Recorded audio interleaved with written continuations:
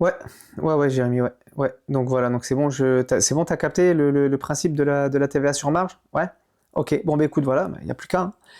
Allez, je te dis à bientôt. Allez, ciao, bye. Bonjour à toutes et tous. Aujourd'hui, nouvelle vidéo pour la série questions de clients. Donc là, la question d'aujourd'hui, c'est un client qui me demande, qui m'a demandé de lui expliquer le principe de la TVA sur marge. Alors, qu'est-ce que c'est que la TVA sur marge? La TVA sur marge, elle va être utilisée dans le cas des ventes d'œuvres d'art ou tout simplement de biens d'occasion, d'accord? Lui, en l'occurrence, c'est des cartes Pokémon, d'accord? Donc, non mais rigolez pas, parce qu'il y a des cartes Pokémon qui ont une valeur. Je crois que vous n'êtes pas prêts, d'accord? Bon, il y en a certains de vous, certains d'entre vous qui sont prêts et qui sont au courant, mais il y en a certains d'entre vous qui ne sont pas prêts. Il y a des cartes Pokémon, vous la vendez, vous pouvez vous acheter une maison, d'accord? Bon, lui, alors, il achète des cartes Pokémon, et il peut en acheter à des particuliers. D'accord? Donc maintenant, imaginons, il vient me voir, j'ai une carte Pikachu, il n'y en a que 10 dans le monde, et elle vaut, moi je la lui vends 15 000 euros. D'accord? Je lui vends 15 000 euros. Et lui, il a un acheteur pour 20 000 euros. D'accord? Le problème, c'est que normalement, la TVA, elle devrait être calculée sur la totalité de l'opération de revente. Donc moi, en tant que particulier, si je lui vends ma carte Pokémon à 15 000 euros, il n'aura pas de TVA à déduire sur cet achat-là. Ok? Par contre, quand il vend, lui, théoriquement, s'il la vend 20 000 euros, dans ces 20 000 euros, on va dire 24 000 euros pour tomber juste, normalement, dans les 24 000 euros, il y a 4 000 euros de TVA collectés. D'accord? Donc en gros, sa marge, mais elle chute complètement. Si jamais il vend à 24 000 alors qu'il l'a acheté à 15, sa marge c'était 9, mais dans ces 9, il y a 4 000 de TVA, il reste plus que 5 de marge. C'est compliqué. D'accord? Alors que si jamais on utilise la TVA sur marge, là, je prends ma petite calculatrice, donc il me l'a acheté 15 000 et il la revend 24 000. La marge est de 9 000 euros. Eh bien, dans ce cas-là, on va utiliser la TVA sur marge. Donc on dit voilà, donc en gros, la marge dans notre exemple fait 9 000 euros. D'accord? Et dans ces 9 000 euros, il y a 20% de TVA en dedans. C'est-à-dire, on ne va pas dire 9 000 euros fois 0,2. Non, non. On va faire 9 000 euros divisé par 1,2 multiplié par 0,2. Et donc, il va y avoir une TVA de 1500. Ok, donc là, vous avez vu la différence. Je pense que là, vous avez capté la différence.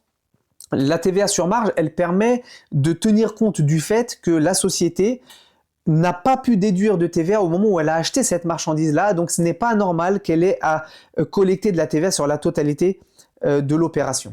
D'accord?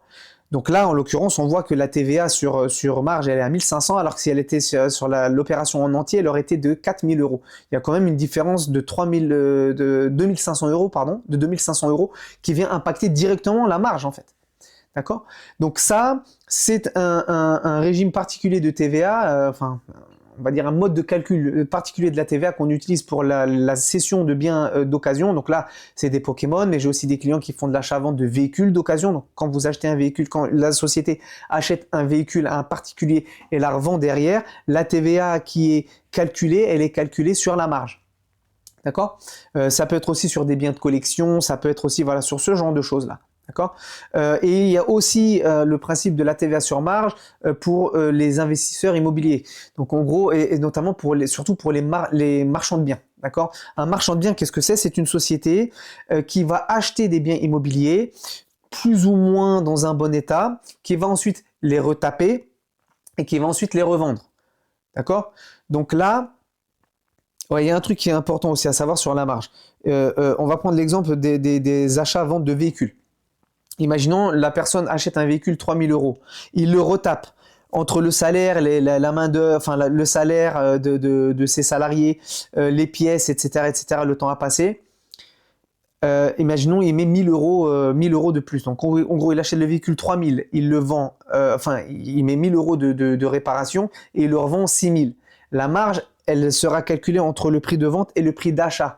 Tout ce qu'il aura mis en plus pour remettre le véhicule en état ne sera pas pris en compte.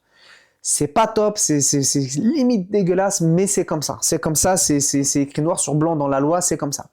Maintenant, pour les opérations en immobilier, c'est pas pareil. Mais là, on va dire pour les marchands de biens, en général, moi, quand j'ai des marchands de biens qui viennent pour travailler, pour que je reprenne leur comptabilité, je leur dis clairement sur les opérations, sur ce type d'opérations-là qui seront soumises à la TVA sur marge, on va passer directement par un avocat fiscaliste. Parce que il y a des choses très particulières sur la TVA sur marge sur les marchands de biens. D'accord. Normalement, il y a une règle dans l'immobilier qui dit que si jamais vous achetez dans de l'ancien, il n'y a plus de TVA. D'accord.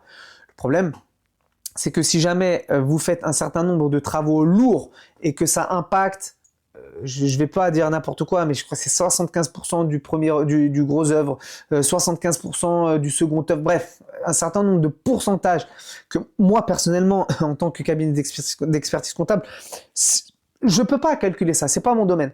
D'accord? Mais le problème, c'est que si jamais vous rentrez dans ces cases-là, l'immeuble, il sera fiscalement reconnu comme neuf.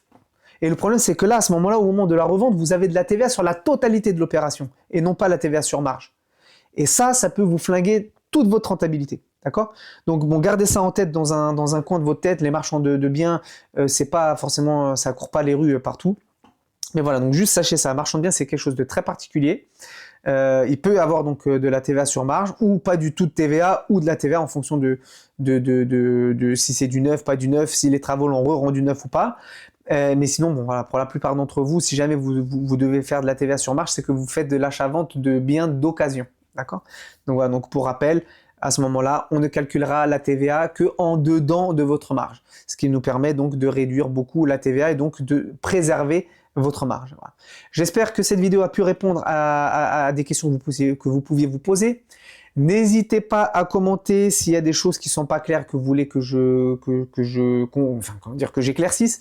N'hésitez pas à me proposer d'autres thèmes. N'hésitez pas à me dire ce que vous en pensez. N'hésitez pas à vous abonner. N'hésitez pas à liker. N'hésitez pas à partager cette vidéo à des personnes que vous pensez que ça pourrait aider.